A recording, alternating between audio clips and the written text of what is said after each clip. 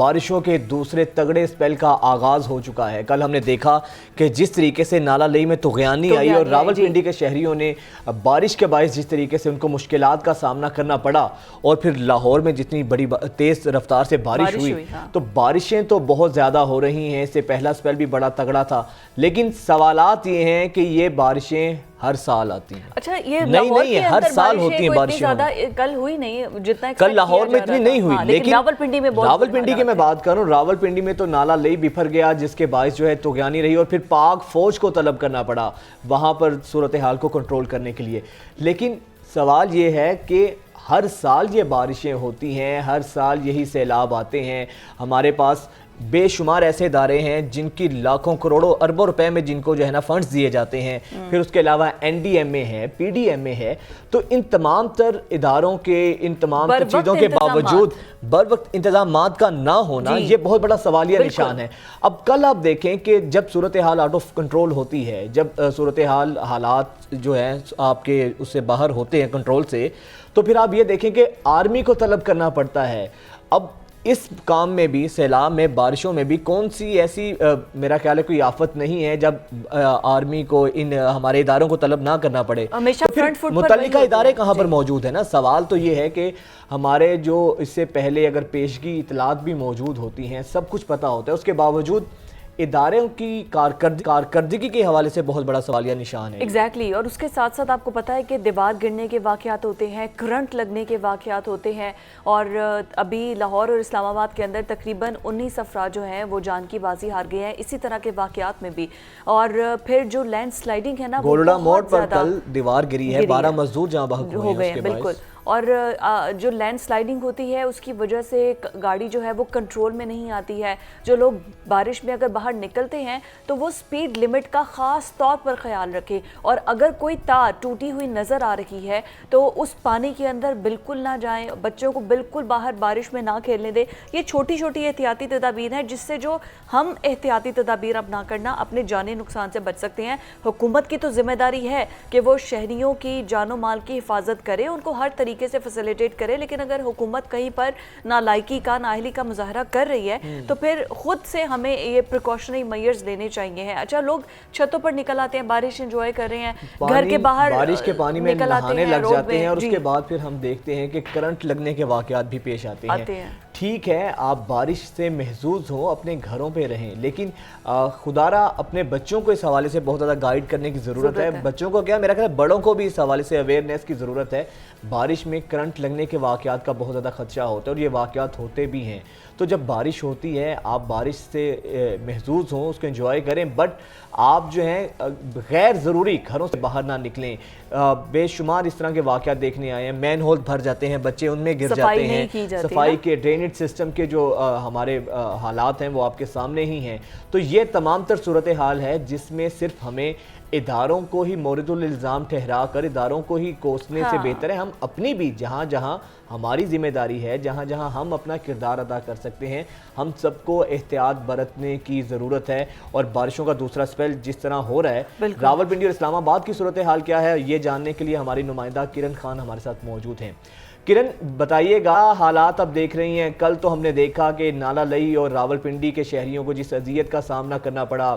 اور بہت برے حالات تھے، پھر آرمی کو طلب کرنا پڑا، اس وقت کی صورتحال کیا ہے؟ بالکل، راولپنڈی اور اسلام آباد کی اگر بات کی جائے تو اس وقت بھی اسلام آباد میں جو ہلکی ہلکی بوندا باندی ہے جاری ہے۔ کل بھی راولپنڈی میں سب سے زیادہ بارش شمس آباد کے علاقے میں 195 ملی میٹر تک ریکارڈ کی گئی ہے، اور چکلالہ کے مقام پر 136 ملی میٹر تک جو ہے ریکارڈ کی گئی ہے۔ جس طرح آپ نے بتایا بھی ہے کہ گولڑا موڑ میں دیوار گرنے سے 11 مزدور بھی جاں بحق ہوئے ہیں۔ اسی طرح نالا لئی کی بھی صورتحال یہ تھی کہ کل وہاں کے آس پاس کے جو علاقے تھے ان کو ارلی مارننگ ہی الرٹ جاری کر دیا گیا تھا کہ وہاں سے وہ اپنی آبادی کو خالی کر دیں، کیونکہ کافی زیادہ جو پانی کی سطح تھی وہ بلند ہو چکی ہوئی تھی۔ لیکن کل کیونکہ میں خود بھی وہاں پر موجود تھی رپورٹنگ کے لیے، تو ہم نے دیکھا کہ وہاں پر جو مختلف پوائنٹس تھے نالا لئی کے، کٹاریاں کے مقام پر، یہ وہ مقام ہے جہاں پر ہر سال ہی عمومی طور پر جو ہے پانی کی سطح بلند ہوتی ہے، اور جو آس پاس کے علاقے ندی नाले हैं उनमें तुगयानी भी आती है, और जो साथ की वादी, क्योंकि हमने देखा नदी नाले के ऊपर जो है ना बिल्कुल आबादियाँ बनी हुई हैं, जिसकी वजह से वहाँ पे ज़्यादा नुकसान पहुँचने का खदशा होता है। लेकिन हमने ये चीज़ पॉजिटिव देखी कि कल वहाँ पर वासा PDM में, इसके अलावा पाक फौज के का रेस्क्यू 11 फायर ब्रिगेड की गाड़ियाँ मौजूद थी, जो बर वक्त किसी भी कार्रवाई को करने के लिए तैयार थी, ताकि किसी किस्म का भी अगर कोई हादसा पेश खुदा न ख्वास्ता आता है तो फौरी तौर पर उसको रेस्क्यू किया जा सके। ठीक है, फौरी तौर पर रेस्क्यू किया जा सकता है। इंतजामात के हवाले से किरण आपने बताया, बट हमारे नाज़रीन से ये भी रिपोर्ट शेयर कीजिए कि महकमा मौसमियात क्या बताती है कि आइंदा आने वाले टाइम में कितनी बारिश मुतवक्के है। और जो सीवरेज सिस्टम हमने देखा कि रावलपिंडी के अंदर तो बहुत बुरा हाल था, नाला लई स्पेशली तौर पर, तो अभी क्या उसके कोई सफाई के हवाले से या ड्रेनेज के लिए कोई स्पेशल कोई इनिशिएटिव्स लिए गए हैं? जी फिजा, अगर मैं आपको बताऊं तो महकमे मौसमियात के मुताबिक मानसून का ये तीसरा स्पेल है जो कि 25 जुलाई तक जारी रहेगा। अमूमी तौर पर मानसून जब स्टार्ट हो जाता है तो 2 दिन के बाद मतलब इतना ही वक्फा इसमें आता है, दोबारा से बारिशें शुरू हो जाती हैं। इस वक्त जो ये वाला स्पेल है जो 17 जुलाई से शुरू हुआ है, ये 25 जुलाई तक जारी रहेगा, जिसमें वक्फे से मुख्तलिफ जगहों पर बारिशें रिकॉर्ड होंगी। लेकिन इसी तरह से महकमे मौसमियात ने यह भी बताया कि सबसे ज़्यादा इस दफ़ा जो मानसून की बारिशें हैं वो पंजाब के इलाकों में, जिसमें रावलपिंडी में कल देखा हम, कभी रावलपिंडी में ज़्यादा होती है, कभी लाहौर फैसलाबाद में, तो मुख्तलिफ जगहों पर ये रिकॉर्ड होती है। लेकिन कल की अगर बात की जाए तो सबसे ज़्यादा जो बारिश है वो रावलपिंडी में रिकॉर्ड की गई थी। इसी तरह से डिपेंड करता है कि जब बारिश आती है, लेकिन जहाँ पर जो नाला लेई है वो हमेशा से ही जब भी बारिशें होती हैं, मुझे लगता है कराची का ज़्यादा बारिश और ज़्यादा पानी वाला सिस्टम ना ये नाला लेई के पास भी आ गया है। जब ज़्यादा बारिश होती है तो ज़्यादा पानी आता है। किरण, कोई खानों के हवाले से भी बता दें, सुबह सुबह का टाइम है, कोई मौसम एंजॉय करने के लिए भी लोग बाहर निकले हैं या नहीं? देखिए फिजा जी, आज छुट्टी का दिन नहीं है। अमूमी तौर पर इस वक्त जो है वो ऑफिस को लोग जाते हैं, लेकिन मौसम क्योंकि इस्लामाबाद में खुशगवार है, आज